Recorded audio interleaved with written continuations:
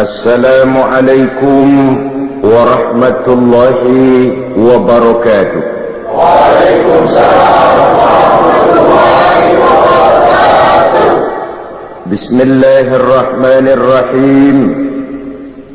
Alhamdulillahilladzi ja'ala al-'ida li'ibadihi al-mu'minin wa khatama bihi shahra as-siyama lil-mukhlisin وجعل في طاعته عز الدنيا والآخرة للطائعين وفي معصيته ذل الدارين للعاصين والصلاة والسلام على أشرف الأنبياء والمرسلين وعلى آله وأصحابه المجاهدين الطاهرين أما بعد. Saudara-saudara kaum muslimin rahimakumullah, ketika matahari akhir Ramadan tenggelam di kaki langit sebelah barat dan malam 1 Syawal datang merayapi bumi, maka berubahlah segenap perasaan kita. Duka berganti suka, sedih lenyap datang gembira. Kita kumandangkan kegembiraan dan kebahagiaan ini melalui ucapan takbir dan tahmid yang menggema bersaut-sautan dari rumah yang satu ke rumah yang lain, dari masjid yang satu ke masjid yang lain, bahkan dari kampung yang satu ke kampung yang lain.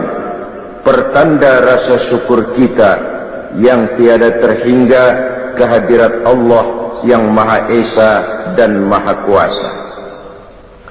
Selama Ramadan, sebulan penuh lamanya kita telah menempuh satu perjuangan yang sangat berat. Lebih berat daripada perjuangan mengangkat senjata menghancurkan musuh yang nyata. Lebih berat daripada perjuangan dengan hanya mengorbankan sebagian kecil dari harta yang kita miliki. Itulah perjuangan mengendalikan nafsu, menghadapi musuh yang tidak nampak oleh pandangan mata zahir, tetapi yang justru berada di dalam diri kita masing-masing. Kita kibarkan panji-panji kemenangan dan bendera kejayaan melalui ucapan takbir dan tahmid tadi, pertanda rasa syukur kita setelah sebulan berpuasa, melatih diri, membina takwa, mengharap ridho. Banyak di antara kita umat Islam terlalu berpegang kepada kulit luar saja di dalam merayakan Idul Fitri atau Lebaran ini. Kita ukur Lebaran itu dengan pakaian baru, baju baru, sepatu baru, dan sebagainya. Padahal kegembiraan paling utama di dalam merayakan Idul Fitri itu tidak lain oleh karena kegembiraan kembali kepada fitrah, bersih, suci, seperti bayi baru dilahirkan oleh ibunya, tidak berdosa kepada Allah lantaran sudah dibersihkan oleh pelaksanaan ibadah kita sepanjang bulan Ramadan.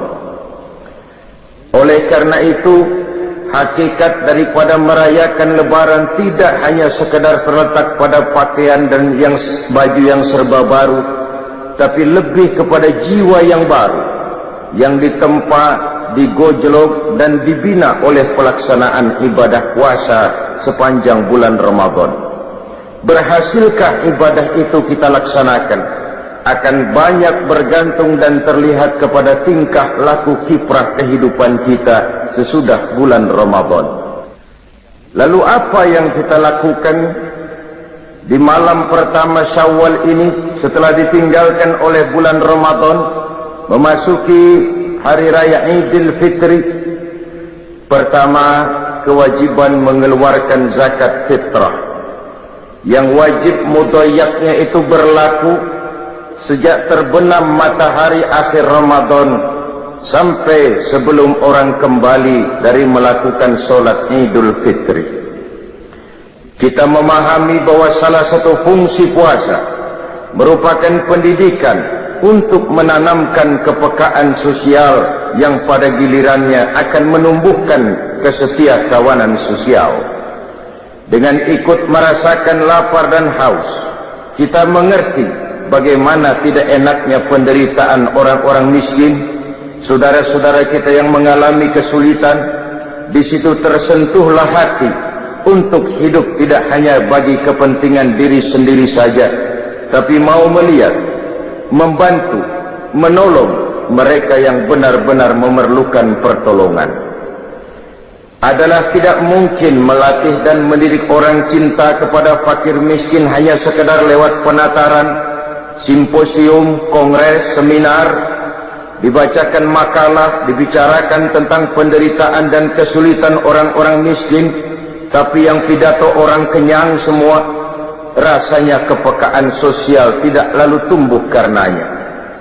Islam dengan konsep puasanya seolah berkata, rasakanlah lapar haus enak atau tidak.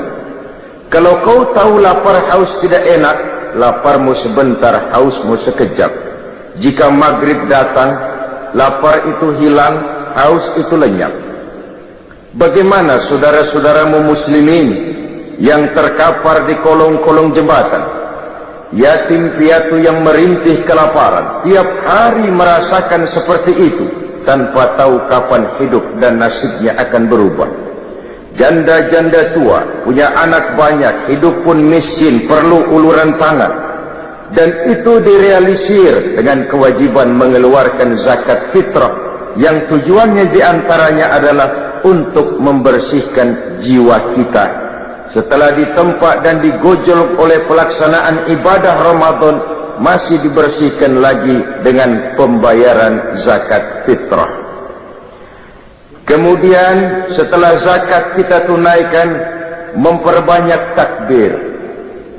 Adapun isi daripada takbir yang kita agungkan, yang kita kumandangkan di malam takbir itu, di malam pertama 1 Syawal itu, di antara inti isinya adalah la ilaha illallah wa la na'budu illa iyyah mukhlishina lahuddina walau karihal kafirun. Tidak ada Tuhan selain Allah. La na'budu illa iyyah, kami tidak akan menyembah kecuali hanya kepada Allah. Mukhlisin, ibadah itu kami lakukan kepada Allah ikhlas semata-mata karena mengharap ridha Allah. Meminjam istilah Rabi'atul Adawiyah, ibadah tidak kita kerjakan karena mengharapkan surga dan tidak pula karena takut kepada neraka, tetapi semata-mata karena rasa cinta kepada Allah Subhanahu wa ta'ala.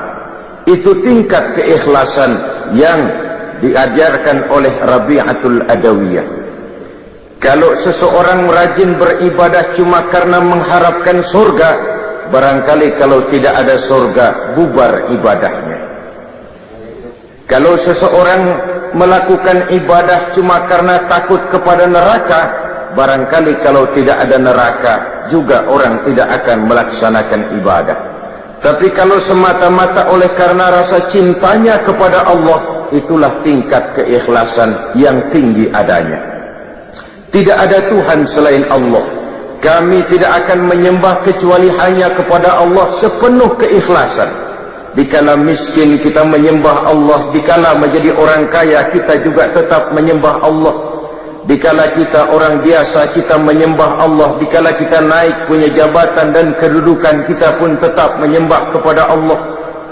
Bukankah sebagian besar kita menyembah Allah hanya dalam saat-saat kritis, dikala kita merasa sedang perlu pegangan, objek seret, rezeki macet, muka pucat,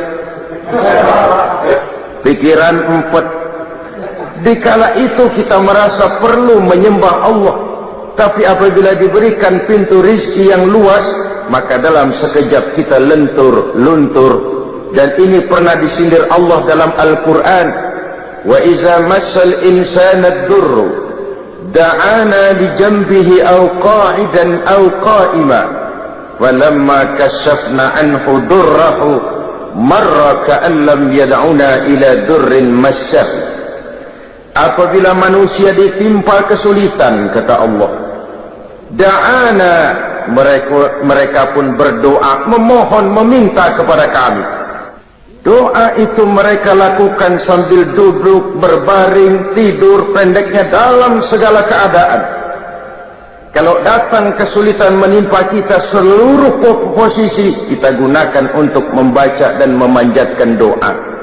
Tetapi kata Allah, falamma kasyafna anhu durrahu, manakala kesulitan yang menimpa mereka telah kami hilangkan, manakala awan hitam yang menaungi mereka telah kami singkirkan, marra ka'an lam yad'una ila durrin massahu, mereka pun berjalan dengan sombongnya, seolah-olah sebelumnya tidak pernah bermohon dan meminta kepada kami. Ini adalah watak umum dari manusia, hilang keikhlasannya, hanya memerlukan Allah dan agama pada saat-saat ia kepepet, menghadapi segala macam problema yang sulit terpecahkan. Dan apabila ia berada dalam satu kondisi yang luas, lapang, segalanya menjadi miliknya, ia pun berjalan dengan sombongnya, seolah-olah sebelumnya tidak pernah bermohon kepada Allah. Maka takbir yang kita kumandangkan mendidik dan mengajarkan kita untuk menyembah Allah dengan ikhlas dalam segala keadaan. Walau karihal kafirun, walaupun orang-orang kafir tidak senang dengan hal semacam itu. Orang-orang kafir tidak akan berpangku tangan sampai kita bergeser tidak lagi menyembah Allah Subhanahu wa ta'ala, tetapi ikut menyembah Tuhan mereka, ikut ke dalam agama mereka. Dan itu kita ikrarkan, apapun yang akan terjadi, kami tetap berkeyakinan tidak ada Tuhan selain Allah. Kami tidak akan menyembah kecuali hanya kepada Allah. Kami tidak akan pernah peduli orang-orang kafir tidak senang dengan hal seperti itu. Sekali bertuhankan Allah, selamanya tetap bertuhankan Allah. Selamanya sekali menyembah kepada Allah, selamanya kita akan tetap menyembah Allah. Tidak akan bergeser menjadi penyembah harta, pangkat, jabatan, kedudukan dan lain sebagainya. Konsisten dan konsekuen. Lalu yang kedua dari isi kandungan takbir yang kita kumandangkan itu, la ilaha illallah wahdah, tidak ada Tuhan selain Allah, ia Maha Esa, tidak beranak, tidak diperanakkan, tidak satupun yang bisa diserupakan dan diumpamakan dengan dia. Sadaqa wa'dah, Allah Maha membenarkan segala janjinya. Allah Maha benar dengan segala janjinya, bahwa orang-orang yang beriman dan beramal soleh akan mendapat kebahagiaan di dunia dan di akhirat, bahwa orang-orang yang ingkar dan pembangkang akan menikmati juga azab yang teramat pedih. Allah Maha benar dengan segala janjinya, tidak pernah sedikit pun Allah akan ingkar janji. Bahwa orang baik-baik akan ditempatkan di surganya, dan bahwa orang-orang jahat akan ditempatkan di nerakanya. Itulah janji Allah dalam kehidupan ini. Sadaqa wa'dah, Maha benar Allah dengan segala janjinya. Wa nasara 'abdah, dan Allah menolong hamba-hambanya, orang-orang yang benar-benar menghamba kepada Allah, menyembah Allah dalam suka dan duka, dalam miskin dan kaya. Allah akan menolong orang-orang seperti itu. Dan apabila pertolongan Allah datang, maka tidak satu tenaga pun lagi yang akan sanggup membahayakan kita. Marilah kita lihat perjalanan hidup Rasulullah sallallahu alaihi wasallam. Saudara lihat ketika perjuangan dimulai pada periode Mekah, sebenarnya ya, kalau menurut perhitungan taktik dan strategi militer saja, mestinya ketika di Mekah itu Nabi Muhammad hancur sehancur-hancurnya. Coba lihat, kurang apa Quraisy ketika periode Mekah, kekuasaan mutlak di tangan mereka. Kurang apa? Itu yang namanya Abu Jahal, Abu Lahab, Abu Sufyan. Segala daya dan dana mereka kerahkan, segala kekuatan dan kemampuan mereka curahkan untuk menghancurkan Nabi. Sejak diteror mental dan fisik, difitnah, dicaci maki, dilontari kotoran unta, dikucilkan di kampung bernama Syi'ib, sampai terjadi kemufakatan untuk membunuh Nabi, terjadi kemudian peristiwa hijrah. Kalau menurut perhitungan otak mestinya hancur, ternyata tidak hancur. Itu jelas ada faktor X, dan faktor X itulah yang kita istilahkan dengan nasrum minallah, pertolongan dari Allah subhanahu wa ta'ala. Tidak mungkin, kata kita, mana bisa menurut kebiasaan, impossible kata rasio. Tapi kalau Allah menghendaki, rasanya tidak ada yang tidak mungkin kalau Allah sudah menghendaki. Nasara abdah, Allah menolong hamba-hambanya. Menolong dengan hamba-hambanya ini jangan terpisah. Allah menolong hamba-hambanya, orang yang dengan konsekuen menyembah kepadanya di kala suka dan duka, selalu dalam pertolongan Allah. Oleh sebab itu, oleh seorang ulama kita diajarkan untuk takut kepada tiga. Allahumma inni akhafu minka, wa akhafu mimman yakhafu minka, wa akhafu mimman la yakhafu minka. Ya Allah, saya takut kepadamu. Ya Allah, saya takut juga kepada orang yang takut kepadamu. Ya Allah, saya juga takut kepada orang yang tidak takut kepadamu. Orang yang takut kepada Allah, kita takuti orang seperti itu. Kenapa? Orang yang takut kepada Allah, dia dekat dengan Allah. Orang seperti ini selalu ditolong Allah. Dia kalau kita sakiti memang tidak mungkin melawan, barangkali akan lebih banyak mengalah, tapi Allah akan menolongnya. Artinya kalau orang yang takut kepada Allah itu, kita takut apanya? Kita takut kualatnya. Takut kepada Allah, takut juga kepada orang yang takut kepada Allah. Yang ketiga, kita juga takut kepada orang yang tidak takut kepada Allah. Takut apanya? Takut sialnya. Sialnya itu yang bakal nular. Orang kalau sudah tidak takut kepada Allah, tidak ada norma. Orang yang seperti ini mengundang murka Allah. Kalau Allah murka, bencana datang. Kalau bencana datang, kesulitan tidak hanya menimpa orang-orang jahat, orang-orang yang baik pun akan terkena juga jadinya. Karena itu yakinlah kita, selama melaksanakan ibadah Ramadan, kalau bukan pertolongan Allah, sulit sekali berjuang mengendalikan nafsu. Kalau bukan karena pertolongan Allah, sulit menahan lapar dan haus di tengah dikeliling kita banyak makanan dan minuman. Kalau bukan karena pertolongan Allah, berat melaksanakan sholat tarawih, mengeluarkan zakat dan lain sebagainya. Nasara abdah, Allah maha menolong hamba-hambanya. Wa a'azza jundah, dan Allah memuliakan tentaranya. Siapa sih tentara Allah? Setiap orang yang berjuang dan membela agama Allah, itulah tentara Allah. Ikhlas karena Allah semata-mata. Saudara memakmurkan majelis taklim, ikhlas untuk izul Islam wal muslimin, saudara adalah tentara Allah. Saudara menyemarakkan syiar dakwah dan Islam, ikhlas karena Allah, saudara adalah tentara Allah. Saudara tersinggung apabila agama kita ini dihina orang, dicaci maki orang, diancam orang, saudara juga adalah tentara Allah. Kita memang di zaman sekarang tidak menghadapi perang Badar seperti halnya di zaman Rasul. Kita tidak menghadapi perang Uhud, Khandaq, Khaybar dan lain sebagainya.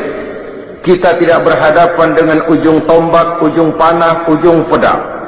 Tapi perang yang kita hadapi di zaman ayeuna,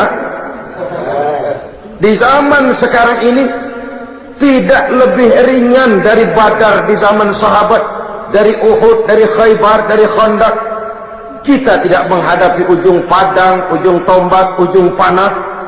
Yang kita hadapi sekarang adalah perang ideologi, perang keyakinan, perang akidah, yang jikalau kita kalah, kita sekarang memang masih beriman, kita sekarang memang masih muslim. Tapi anak-anak kita, generasi-generasi yang akan datang, yang akan hidup 5, 10, 15, 30 tahun yang akan datang, Wallahu a'lam. Voice of Kia. Allah maha benar dengan segala janjinya. Allah pasti akan menolong tentaranya. Sejarah sudah membuktikan, berulang kali terjadi pertempuran dalam sejarah perkembangan Islam. Dan jangan lupa, perang dalam Islam bukan untuk memaksakan dan mengembangkan agama. Islam tidak pernah dikembangkan dengan ujung pedang. Perang dalam Islam adalah perang untuk membela keyakinan dari cercaan, tekanan, dan hinaan pihak luar.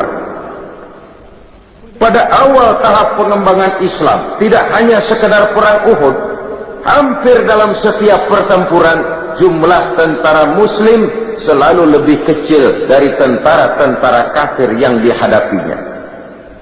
Entah kemenangan bisa mereka raih, entah keberhasilan bisa mereka capai. Kenapa? Pada satu sisi, a'azza junda, Allah memuliakan tentaranya. Pada sisi lain, nilai keikhlasan mereka pada saat itu benar-benar izzul Islam wal muslimin, untuk kehormatan dan kejayaan Islam serta umatnya. Terlepas dari keinginan mencari nama harum, mengejar pangkat dan jabatan, apalagi mengejar-ngejar harta, dari keikhlasan inilah pertolongan itu datang. Dari keikhlasan inilah mereka mendapat kemenangan. Ma'asyiral muslimin rahimakumullah. Oleh karena itu, yakinlah kita, sekali kita mempersiapkan diri menjadi tentaranya Allah, Allah pasti akan memuliakan tentaranya. Dan tentara Allah itu tidak perlu pakai seragam resmi, tidak perlu bernaung di bawah bendera tertentu. Kita bisa pakai segala macam baju, kita bisa pakai segala warna bendera. Asal niat dan motivasi kita berjuang untuk kejayaan Islam dan muslimin, ikhlas karena Allah, kita adalah bala tentara Allah. Nahnu junudullah, kita adalah pasukan-pasukan dan tentara-tentara Allah. Allah muliakan tentaranya, Allah angkat derajat pasukannya. Wa hazamal ahzaba wahdah, dan Allah mengikat golongan-golongan, partai-partai, kelompok-kelompok menjadi satu. Kalau Allah menghendaki, mudah saja. Karena memang umat Islam ini adalah satu umat yang satu, yang sudah diikat dengan akidah. Bukan soal dari manapun orang datang, apapun warna kulitnya, bahasa apapun yang dipakainya. Saya adalah saudara, saudara adalah saya. Menghina saudara sama dengan menghina saya. Menyakiti saudara juga berarti adalah menyakiti saya. Kita adalah satu badan. Apabila yang satu sakit, yang lain akan ikut merasakan sakit. Sudah waktunya kita menggalang kebersamaan. Islam milik rame-rame, harus kita jaga rame-rame, harus kita belain rame-rame. Muslim boleh dibungkus oleh baju tentara, Muslim boleh dibungkus oleh baju polisi, Muslim boleh dibungkus oleh baju pejabat, dokter, teknokrat, seniman, artis, pengusaha, konglomerat, and all profession. Silakan. Tapi baju apapun saja yang membungkus badannya, jiwa dan semangat Islamnya tidak boleh luntur oleh baju yang membungkus badannya, lalu mampu menjalin kebersamaan. Dia sanggup berkata, saya camat, tapi saya Muslim. Saya jaksa, tapi saya Muslim. Saya polisi, tapi saya Muslim. Saya gubernur, tapi saya Muslim. Dia bangga dengan nilai keislamannya. Sekarang kan umumnya terbalik, orang ngomong, iya Islam si Islam, tapi kan gua kan camat. Iya Islam si Islam, tapi gua kan jaksa, gua kan bupati. Terbalik. Saya bupati, tapi saya Muslim. Mau apa? Saya polisi, tapi saya Muslim. Mau apa? Baju boleh berbeda, lambang dan bendera boleh beraneka warna, kaos dan jaket silahkan tidak seragam. Tapi jikalau Muslimlah kita adalah satu badan, harus saling memperkuat satu dengan yang lainnya. Marilah kita menjadi tentara-tentara Allah, yang siap bukan hanya sekedar mengorbankan harta, tenaga, pikiran, waktu, bahkan nyawa ini pun jikalau memang diperlukan, bismillah, lillah, siap kita berikan untuk izzul Islam wal muslimin ini. Selama Ramadan kita juga sudah menjadi tentara-tentara Allah, berjuang mengendalikan nafsu, dan itu perjuangan yang lebih berat kata Nabi dari perang Badar. Seorang yang besar badannya, tinggi pangkat dan jabatannya, berenteng titelnya, bukan merupakan jaminan bahwa orang itu akan mampu mengendalikan hawa nafsunya. Makin tinggi kualitas iman, makin tinggi status sosial, akan semakin berat bisikan hawa nafsu. Kita rayakanlah kemenangan perjuangan mengendalikan dan melawan hawa nafsu ini melalui ucapan takbir dan tahmid yang menggema bersaut-sautan. Rasa syukur, memuji, rasa tafakur kita kepada Allah subhanahu wa ta'ala. Lalu di pagi hari 1 Syawal berangkat kita melaksanakan sholat Idul Fitri. Kalau sholat Idul Fitri rasanya tidak perlu digalakkan. Kenapa? Yang kagak sembahyang juga bakalan keluar tuh hari mah. Pokoknya biar subuh kagak, Idul Fitri mah kudu. Saudara hadirin yang saya hormati, baiklah, itu toh masih lebih baik daripada tidak sholat sama sekali. Itu masih lebih baik. Sama saja ada orang berkata, Pak, bagaimana seseorang puasa tapi tidak mengerjakan sholat? Saya katakan, puasa tapi tidak sholat masih lebih baik daripada tidak sholat juga tidak puasa. Itulah kalau kita melihat dengan kacamata putih bahwa seseorang menjadi baik itu lewat proses. Tidak bisa orang dari salah kepada soleh dengan hanya sin salabin abragdabra. Ya walaupun kalau hidayah datang bisa saja, tetapi secara umum itu harus melalui proses. Dan prosesnya tentu bertahap, step by step. Taruh katalah dia belum senang sholat 5 waktu, tapi kalau Idul Fitri kan getol. Iya dah, Idul Fitri dah. Biarin dah, dandan habis-habisan, mandi juga pakai air kembang. Pakai keris keraton. Membelain Idul Fitri, padahal cuma sekedar sholat sunnah saja. Tapi baiklah, karena dari segi syiar ini pun baik. Apalagi dilaksanakan di lapangan, di tempat-tempat terbuka. Sehingga baik sekali kalau ada musola-musola kecil bikin panitia gabungan dilaksanakan di satu tempat. Ini kadang-kadang satu RW ada 15 musola, 15-15 ya bikin sembahyang ini. Main gengsi-gengsian. Pokoknya langgar gua kalau kagak bikin id kagak sah. Sono bikin, sini bikin, akhirnya perang speaker. Tinggal orang bengong mau sembahyang kemana.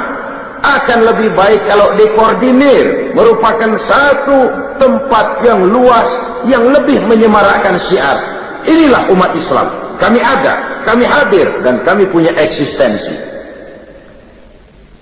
Saudara hadirin, ma'asyiral muslimin rahimakumullah. Kita laksanakan sholat Idul Fitri di awal hari pertama pada bulan Syawal itu.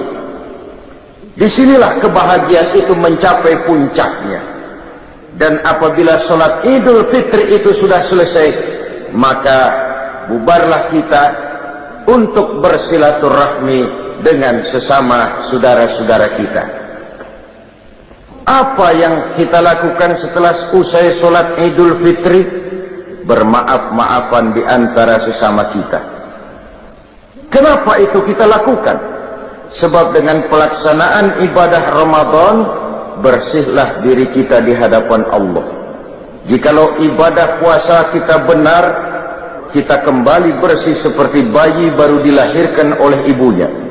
Tidak punya dosa kepada Allah lantaran sudah dilebur oleh ibadah Ramadan. Saudara-saudara kaum muslimin rahimakumullah, tinggal lagi dosa dan kesalahan kita di antara sesama manusia yang Allah belum akan memberikan maaf jikalau kita belum meminta maaf kepada yang bersangkutan. Dan yang lebih utama untuk dimintakan maaf dan ridhonya tidak lain adalah orang-orang tua kita, kaum kerabat, keluarga, sanak famili, teman, andai tolan, dan seterusnya. Dengan harapan baiklah hubungan kita kepada Allah dan baik juga hubungan kita kepada sesama manusia. Kita adalah zon politiker, makhluk sosial yang hidup bermasyarakat. Dalam pergaulan sehari-hari, entah kecil entah besar, entah sengaja entah tidak, tentu kita pernah tersilap berbuat salah. Pada kesempatan itulah kita meminta saling memberi maaf. Disinilah hakikatnya kebahagiaan Idul Fitri. Pada kemenangan mengendalikan nafsu setelah berpuasa, pada sikap saling maaf memaafkan. Kalau hanya sekedar pakaian baru, baju baru, makanan baru, sendal baru, mobil baru, istri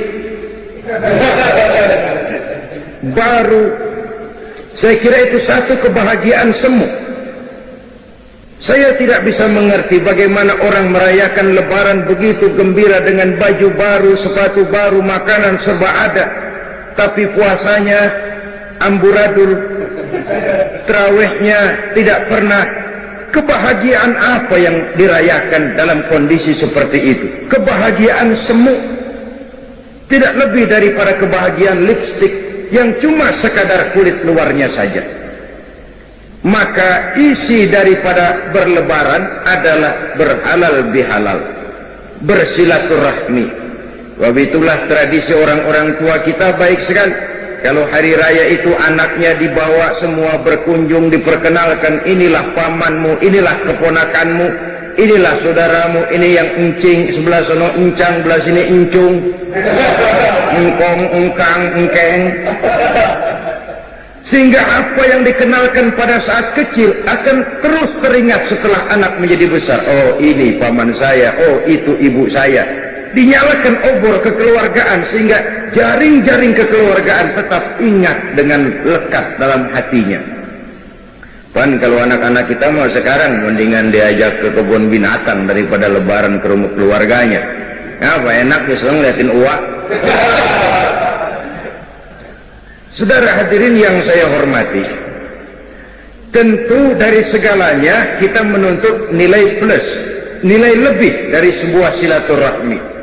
Untuk itu Rasulullah Sallallahu Alaihi Wasallam pernah mengajarkan ada 3 sifat utama yang merupakan nilai lebih dari kehidupan seorang muslim, yaitu an tu'tiya man haramaka wa tasila man qata'aka wa tuhsina ila man asa'a ilaika. Ini 3 nilai utama yang mencerminkan kelebihan jiwa seorang muslim daripada lainnya.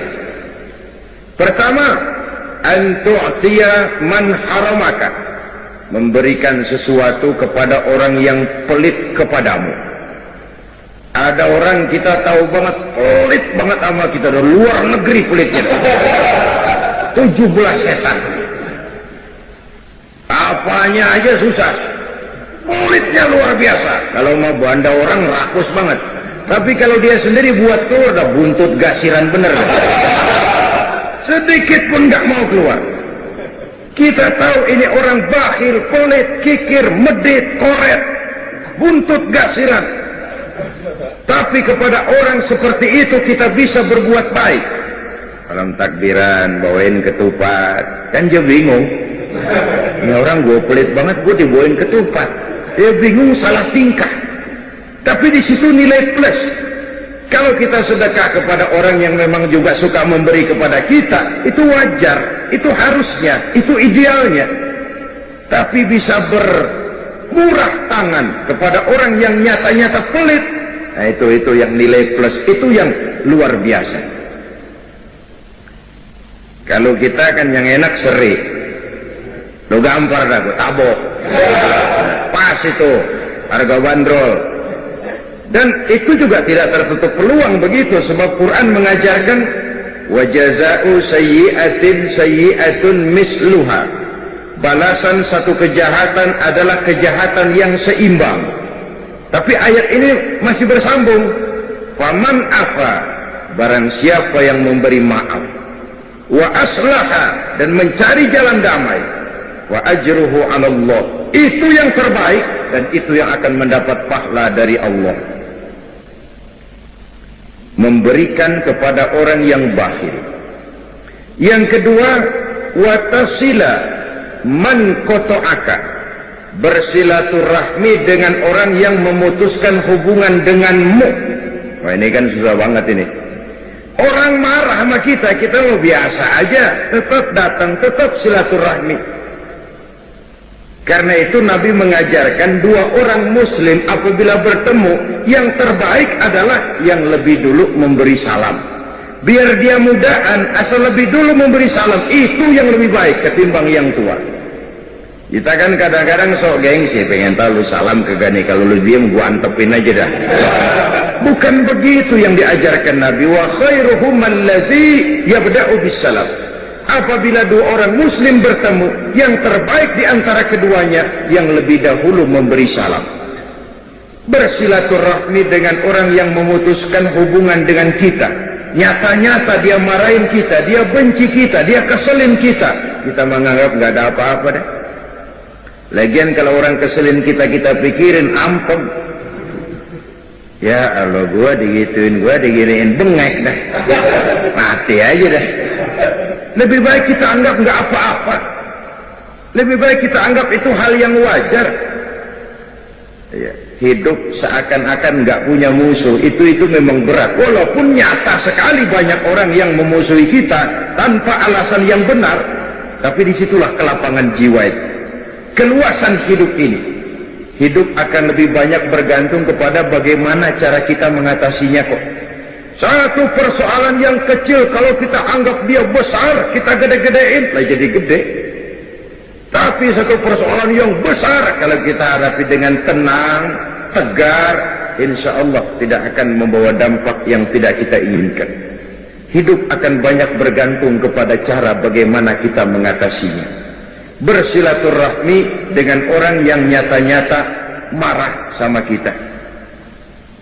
Yang ketiga, nilai plus itu, nilai tambah itu, wa tuhsina ila man asaa ilaika. Engkau berbuat baik kepada orang yang berbuat jahat terhadap dirimu. Nah, ini kan susah banget ini. Nah, orang jahatin kita, kita kudu baik sama dia. Tapi disitulah nilai plus itu.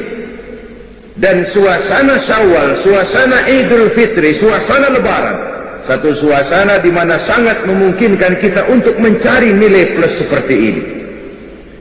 Ditambah oleh satu dialog, satu hari ketika sedang kumpul dengan para sahabat, baginda Rasulullah Sallallahu Alaihi Wasallam pernah bertanya, "Atadruna manil muflis?" Saudara-saudara, tahukah saudara-saudara siapa orang muflis? Orang bangkrut, orang sial, orang yang tidak beruntung itu siapa? Macam-macam jawaban sahabat. Di antaranya ada yang jawab, "Ya Rasul, al-muflisu fina man la dirham lahu wa la mata." Menurut pendapat kami ya Rasul, orang sial, orang bangkrut, orang yang tidak punya dirham, tidak punya uang, tidak punya harta. Ini jawaban sebagian sahabat, dan kayaknya ya begini jawaban sebagian besar orang sekarang. Siapa yang banyak duit? Raja. Yang nggak punya duit? Selamat bengong. Apalagi udah dekat Lebaran kayak begini, orang udah pada kalap. Yang mau pulang mudik, yang pegawai negeri gajinya kecil, anaknya banyak, kepalanya ngebet. Konsentrasi ibadah mulai buyar. Begitu jawaban sahabat dan begitu jawaban banyak orang. Uang adalah raja. Orang yang banyak duit sama yang kagak punya duit, jangan gaya hidupnya, jalannya aja lain. Baru jalannya udah lain. Ya sama juga orang kalau kerja di bangunan, lihatin dah. Hari Rabu sama hari Sabtu jalannya lain. Hari Sabtu mau gagah uang ada nyingsot lagi. Kenapa? Ada yang dikantongin. Ini sugesti. Sampai seorang penyair Arab pernah bilang, uang itu di mana-mana, taksur rijala mahabatan wa jalala, bikin gagah orang yang memilikinya. Dia adalah lidah yang paling ampuh bagi orang yang mau bicara. Dia adalah senjata yang paling tangguh bagi orang yang mau maju ke medan perang. Tapi apakah itu yang dimaksud Rasul? Beliau menjawab, bukan itu. Orang yang sial bukan orang yang nggak punya duit. Orang yang bangkrut bukan orang yang nggak punya harta. Lalu siapa ya Rasul? Innal muflisa min ummati, orang-orang yang sial yang bangkrut dari golongan umatku. Rasul tidak bicara Yahudi, Nasrani, Majusi, umatku. Kita ini. Siapa mereka? Kata Rasul, mayyati yaumal qiyamah bisolatin wa siyamin wa zakatin. Orang yang di hari kiamat nanti datang menghadap Allah dengan membawa pahala puasa, pahala zakat, pahala solat, semua dia bawa. Dia setorkan kepada Allah. Tuhan, ini pahala sembahyang saya. Nih puasa yang sembahyang wajib, nih yang sunnah. Belah mari rawatib, belah sini nawafil, laporan, selesai. Tuhan, ini pahala zakat saya. Tuhan, ini pahala puasa saya. Ini yang puasa Ramadan, ini yang puasa sunnah 6 hari bulan Syawal, ini yang puasa Senin Kemis, ini yang puasa Nazar. Di satu pihak dia datang menyetorkan amal kebajikan. Tapi di lain pihak kata Nabi, wa ya'ti qad syatama haza. Dia juga datang bawa dosa karena pernah mencaci maki orang lain. Wa qazafa haza, pernah memfitnah orang lain. Wa akala mala haza, pernah memakan harta orang dengan cara yang zalim. Wa syafaka dama haza, pernah mengalirkan darah orang lain tanpa alasan yang benar. Kalau ini yang terjadi, di satu pihak datang membawa pahala kebaikan, di lain pihak datang membawa dosa karena menyangkut urusan manusia, apa yang terjadi? Lagi enak-enak dia laporan, Tuhan nih pahala sembahyang saya nih. Datang orang dari sebelah kirinya, ntar dulu Tuhan. Apa mas? Ini orang memang benar tukang sembahyang. Cuma waktu di dunia saya pernah dicaci maki tanpa salah di depan umum, habis dibikin malu saya, diperong muka saya, hancur hati saya. Karena kelemahan saya tidak sanggup menuntutnya di dunia. Sekarang saya menuntut keadilan. Benar. Ini orang pernah kamu caci maki. Benar Tuhan.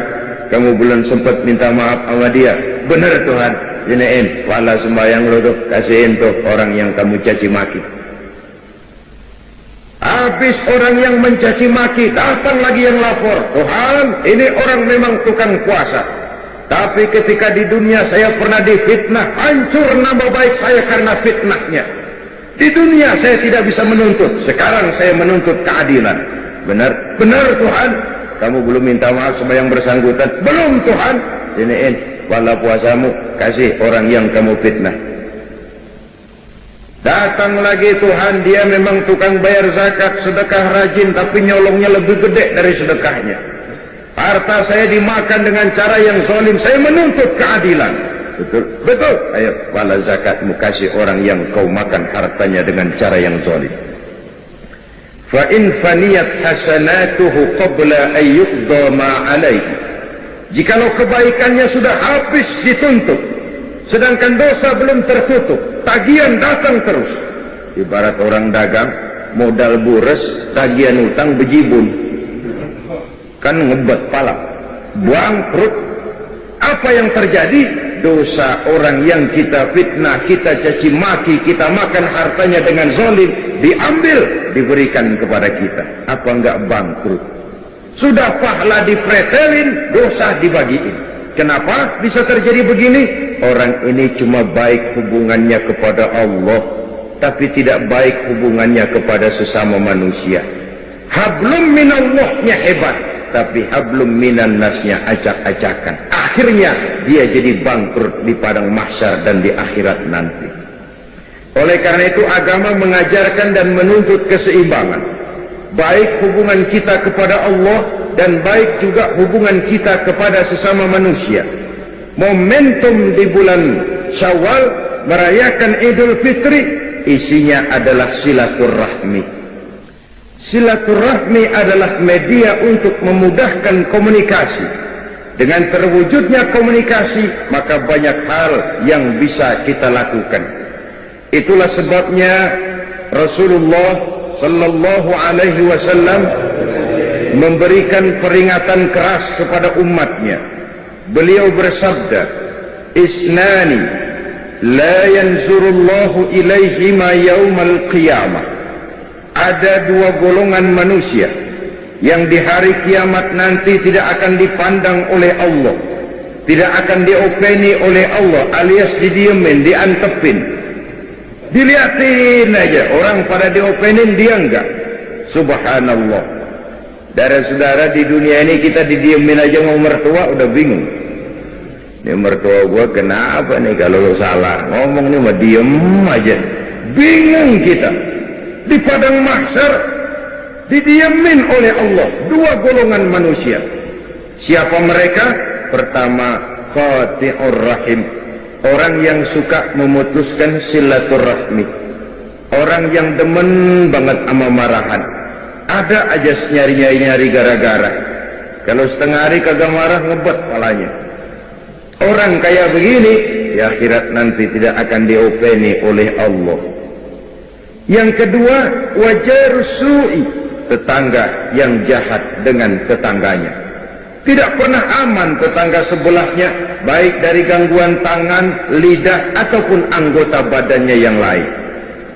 Kunjung mengunjungi dari rumah satu ke rumah yang lain, dari keluarga yang satu ke keluarga yang lain, menandakan kegiatan di hari raya Idul Fitri itu.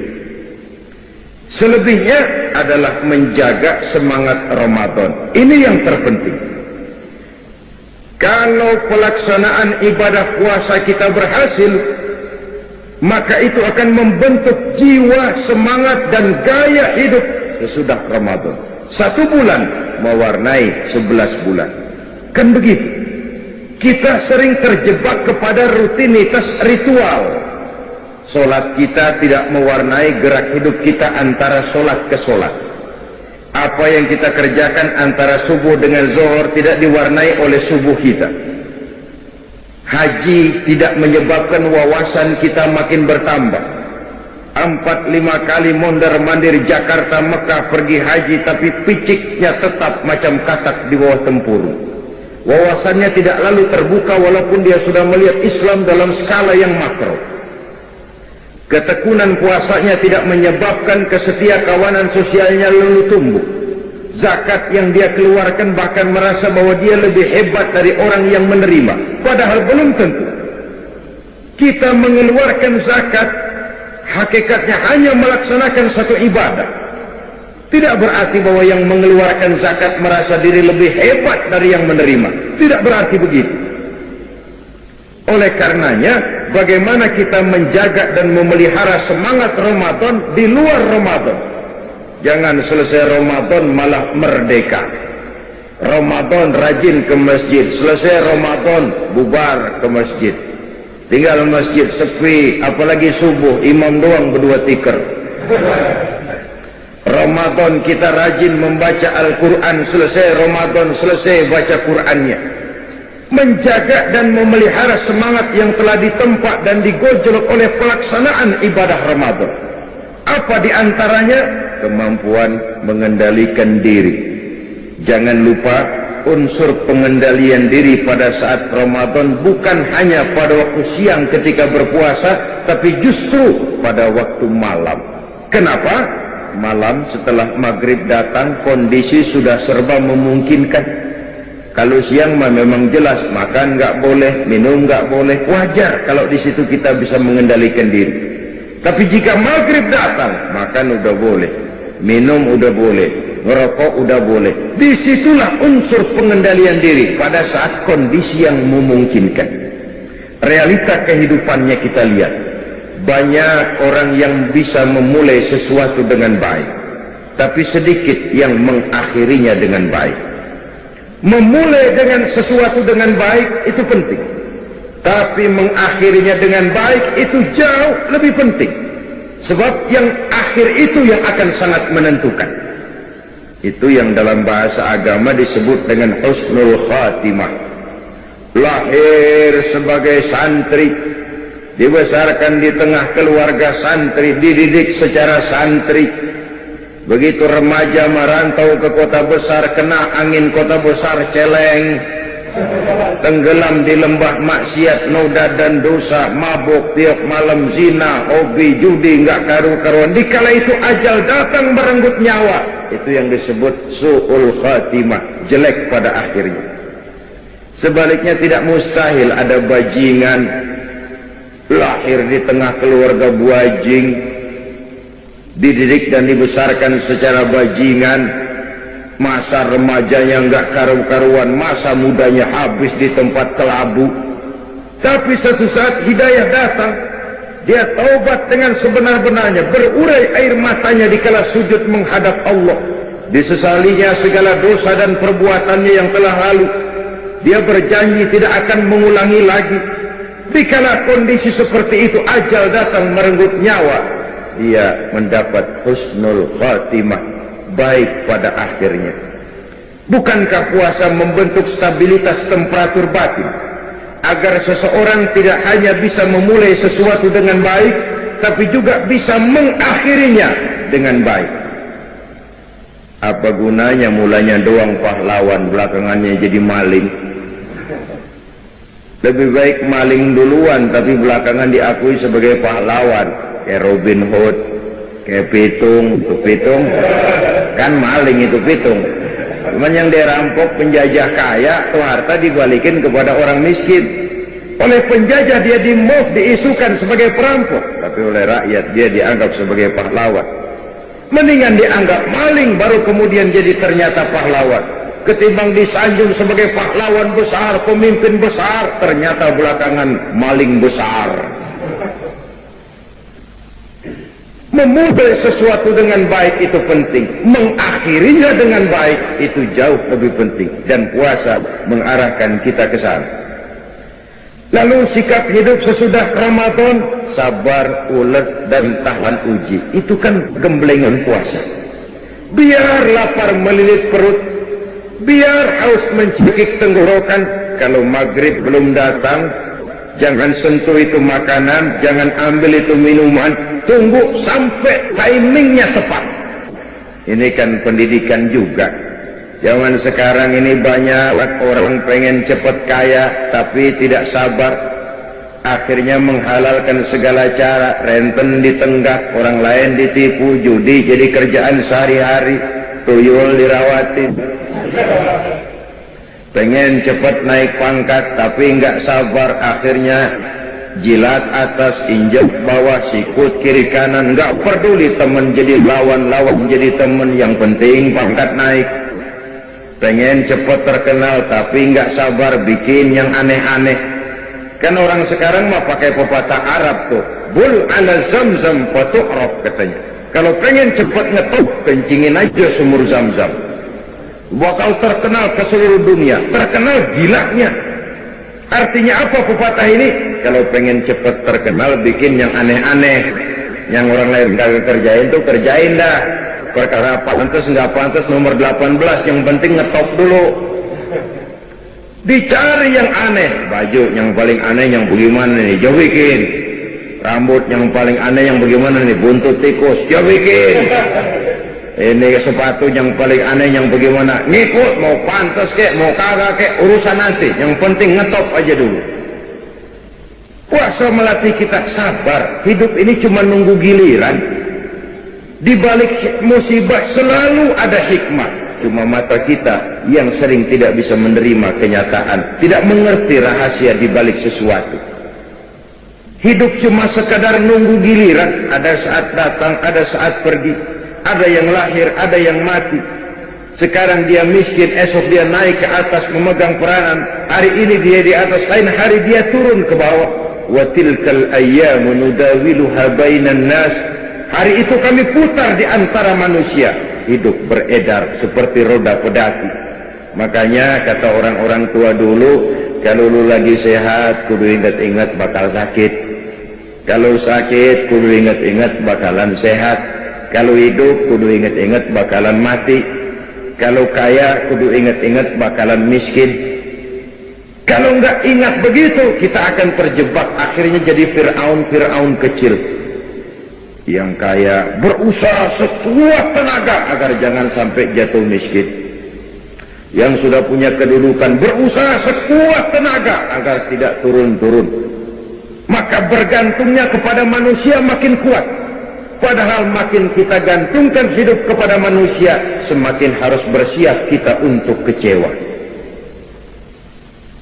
Kan begitu katanya rezeki. Ya rezeki itu kan pangkat, harta, jodoh. Itu kayak bayangan. Kita diam, dia diam, kita lari kencengan dia. Sehingga orang sering mengeluh, dasar yang bukan rezeki, ubok-ubok kagak dapat, begitu gua diam orang bawain. Nah, itu yang namanya misteri. Oleh karena itu sabar, ulet dan tahan uji.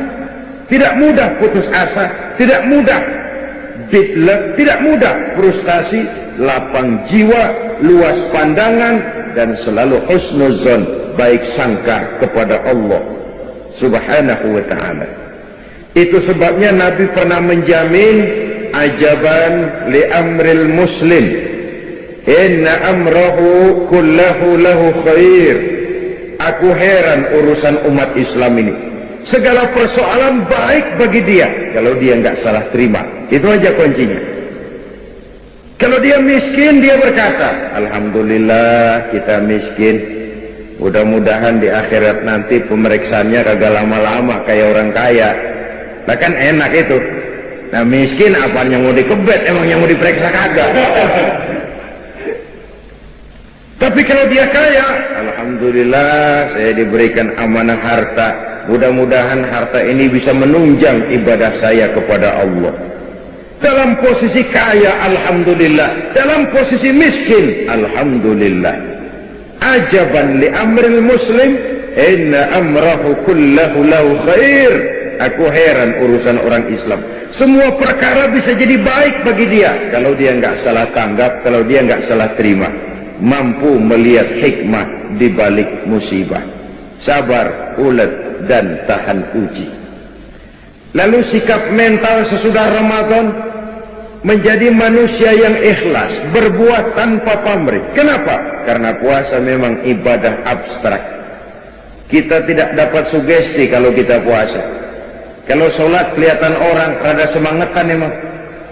Bayar zakat, nyantunin yatim, apalagi pakai panggil wartawan, di shot dengan televisi, kelihatan kita pemurah ngasih orang. Wah, unsur sugestinya besar. Haji, apalagi haji, sekampung orang nganterin, kayak jenderal gitu. Orang haji itu kan perginya pulangnya raja. Unsur sugestinya besar. Tapi puasa, siapa yang mau nyemangetin puasa? Oh, puasanya hebat, puasanya hebat. Apa yang hebat orang nggak kelihatan. Unsur sugestinya kurang. Kalau toh kita laksanakan, itu tidak lain karena panggilan iman semata-mata. Maka puasa ini sulit terserang penyakit riya. Ibadah-ibadah yang lain oleh karena kelihatan orang, dia mudah terserang oleh penyakit riya. Karena itulah seharusnya jiwa yang digojlok, dibina dan ditempa oleh pelaksanaan ibadah Ramadan semakin membuat manusia mampu untuk berbuat tanpa pamrih. Ikhlas karena Allah lebih mengutamakan kepentingan orang banyak daripada kepentingan pribadi, keluarga, dan golongan. Kalau tidak, kita akan terserang penyakit tamak bin rakus alias serakah. Ini juga sudah digambarkan oleh perjalanan puasa. Coba aja kalau lagi mau menggerib bulan puasa, kira-kira jam 4, jam 5, rasanya apaan aja mau kita minum, apaan aja mau kita makan, minuman udah berjejer kayak orang antri. Makanan, segala macam makanan ada di atas meja. Rasanya kalau boleh orang lain jangan kebagian. Kalau bisa semuanya saja buat saya, orang lain nggak usah. Begitu menggebu. Padahal jika maghrib datang, ketak seteguk air, sepotong roti, 2-3 butir korma, kenyang itu datang. Kemana keinginan yang tadi begitu menggebu? Itu nafsu namanya. Dan mental seperti inilah yang sangat menghambat bagi terwujudnya usaha pemerataan pembangunan di Republik Indonesia ini. Sehingga kue pembangunan itu tidak terbagi secara merata. Yang di atas gede, ke bawah kecil, bikin netes, bikin dikit. Kenapa? Akibat adanya mental tamak bin rakus alias serakah. Orang lain nggak boleh kebagian. Oleh puasa kita dididik untuk sederhana. Kenapa? Karena kita menyadari bahwa kalau sudah kena seteguk air, sepotong roti, 2-3 butir kurma, kenyang itu datang. Nafsu memang tidak pernah kenal puas, tidak pernah kenal cukup, dan tidak pernah kenal berhenti.